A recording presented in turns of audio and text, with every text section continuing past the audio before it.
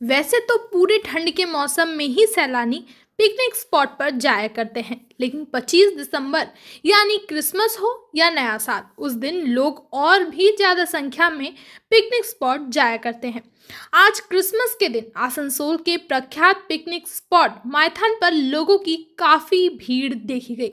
लोग अपने परिवार के साथ इस दिन को मनाने के लिए पहुंचे। यहाँ पर सुबह से ही सैलानियों की भीड़ थी, जिसे देखते हुए प्रशासन की ओर से सुरक्षा के पुख्ता इंतजाम किए गए थे और आसनसोल नगर निगम की ओर से माइथन के प्रवेश द्वार पर जो वेलकम गेट बनाया गया है, उस गेट से होकर सैलानी पिकनिक स्पॉट की तरफ बढ़े।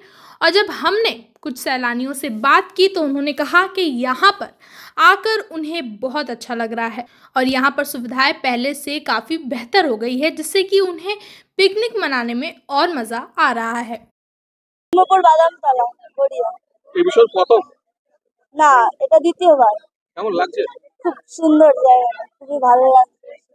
আজ তো বড় দিন, হ্যাঁ, কিভাবে কাটাবে? এই ফ্যামিলির সাথে পুরো ফ্যামিলি নিয়ে চলে এসেছি। ঘুরবো এদিক ওদিক, খাওয়া দাওয়া রয়েছে। এখানে কোথায় কোথায় ঘোরার পরিকল্পনা রয়েছে? এই দুটো দ্বীপে যাবো, আনন্দ দ্বীপ আর সবুজ দ্বীপ, আর সাথে ওইদিকে ব্যারেজ আছে, ওখানে যাবো। মানে আজ সারাদিন আনন্দ হ্যাঁ, সারাদিন। ফ্যামিলির সাথে? হ্যাঁ, পুরো ফ্যামিলি। কি নাম? সুলতানা মন্ডল। কেমন লাগছে? খুব ভালো লাগছে, প্রথমবার এসেছি আমরা, তো ভালো লাগছে। দ্বীপ আছে এখানে, খুব সুন্দর জায়গা। আর এই প্রথমবার আর কি আমি ফ্যামিলির সাথে এসেছি।